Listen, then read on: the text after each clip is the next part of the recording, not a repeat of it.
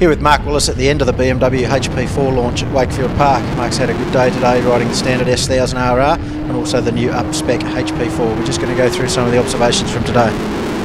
Okay, so a bit of an overview from the HP4 going through the modes.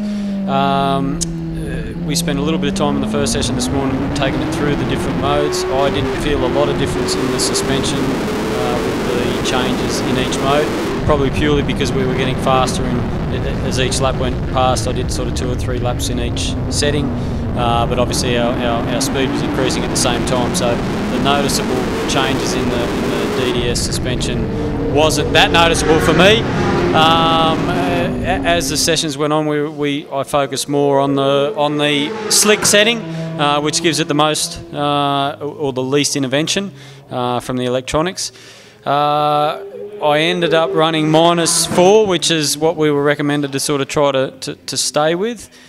This engine's got mountains and mountains of horsepower, so the horsepower side of it's not what we were really focusing on trying to test. It was more the electronics package and the adjustability.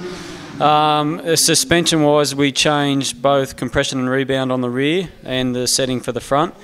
In the third session on the HP4, we then backed off the rebound in the last session just to try to get a feel to see if that would free the suspension up from sort of sucking down. It felt like it didn't want to change direction as good when it was tightened up. Didn't really change the direction. It didn't do what I wanted it to do, and just took away a little bit of the feeling and the stability from the rear. So.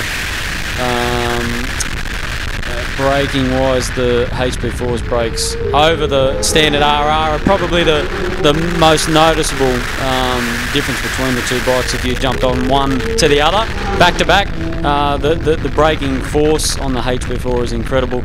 It has massive amounts of initial bite and then it maintains that feeling lap after lap, and even when you're braking hard for a long period of time, you don't lose lever pressure, which you tend to do on heavy braking circuits. So the braking's definitely probably one of the key features in the difference between the HP4 and the standard RR. And back to the DDC there, what Mark was explaining was the DDC actually changes the damping through the 4 modes as well as the engine power delivery. And as Mark was getting faster, he basically progressed straight through to slick mode and pretty much stayed there once he started putting fast laps together, which was around 63s. Mark hasn't been on a racetrack for a while, so he did pretty well to get down that fast on standard ride on standard road tyres. What he did experiment with late in is the in-dash controls, where he come into the pits and changed the rebound and compression in one session, and then in the next session went out again and did change it, and those changes are definitely noticeable, correct? Yeah, that's right. And one thing we haven't touched on is I did quite a few starts with the launch control.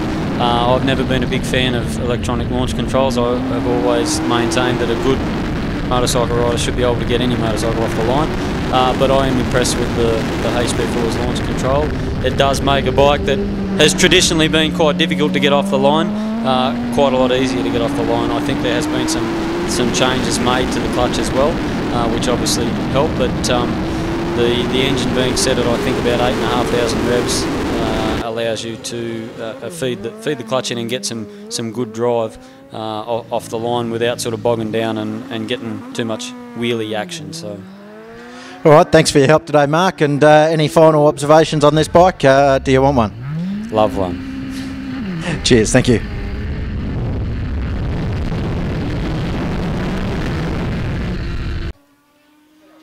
At the BMW HP4 launch with Scott Norman, BMW technical manager.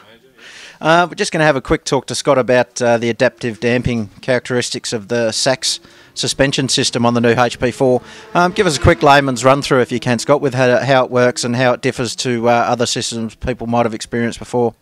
Well, basically what we've got is a suspension system front and rear which is electronically controlled for the dampening. So we have servo motors actively changing the settings of the suspension as you're riding the motorcycle. So rather than having to manually stop the motorcycle and adjust those dampeners, you can actually ride the bike, select a mode that you want, and the motorcycle will adapt to the road surface as you're riding along, depending on brakes input and acceleration input and lean angle of the motorcycle as well. And that is all individually. That's all individually tailored to the different modes, which we have rain, road, sport, and slick. Is that right? They're the 4 modes? That's correct, yep. So what you normally have is, in a rain mode, you want a softer setting for operation of the bike. So when you go to rain mode, you'll select that, and the bike will actually soften the dampening as you ride along. And then as you travel through the modes, you can select road and it'll stiffen up some more, then race, and then slick at its hardest setting from that point for race use. And this happens up to 1,000 times a second, I believe. There's a servo motor that controls some sort of damping needle. We'll go back to Scott on this, and what effectively it can do is, as it knows you're hitting the brakes, it'll firm up the front suspension. As you transition to the throttle, it will firm up the rear suspension, so you can get drive and it doesn't squat and wheelie as much. Is that right, Scott? That's right. So actually, it's doing exactly the same function as what you do manually, but it's doing it on, like I said, on the fly. It does have a ride height sensor at the rear as well, so it is actually taking in the travel of the rear suspension. And in future, we will have an accessory front ride height sensor as well, and that'll also give us some extra feedback into the bike. And talk us a little bit about the traction control. It's an uprated traction control system on the HP4. It's got a level 0, which is the base level as such, and then you can toggle on the fly through 7 higher stages and 7 lower stages, so it gives us 15 levels altogether. Is that how that's how it's done, yeah, Scott? That's right. So when you select slick mode, so we had to actually have the slick plug in the motorcycle, so we know the bike's is getting used in a track environment. You select slick mode, you then have a button on the handlebars which you can toggle through, and it'll give you 7, like 0 is your base setting, and then you can go -7 or +7, negative being less intervention from the traction control system, and positive actually giving you more control, more safety from that system as you're riding around. That's about it on that, I think. And for people that are real tech heads and want to really play and get in depth with this, in the new year I believe there'll be a HP Calibration Kit 2, so you can actually get home with your laptop, and it'll also analyse and log all your inputs as well. That's another accessory, isn't it, to log everything that's happened on the motorcycle? There's 2 accessories there. There's the HP Race Calibration Kit, which allow you to control a lot of functions of the motorcycle, so traction control, suspension, I believe. Also, ABS mapping as well? No adjustment to ABS on those. So from what I've been told at this stage, there is engine braking control though as well with the new system, which a lot of the race teams have been keen to get their hands on. The other option is the HP data logger or race logger, and that will actually give you GPS mapping. It'll take down all the data from the motorcycle. It's just a plethora of information inside that system, from traction control to ABS intervention to fueling to ignition. Everything is in there, temperatures, the whole lot. Anything that's a sensor on the motorcycle, it'll give you that information back. All right, thanks Scott. We've made people's heads spin enough for now, and we might go back to On the Track.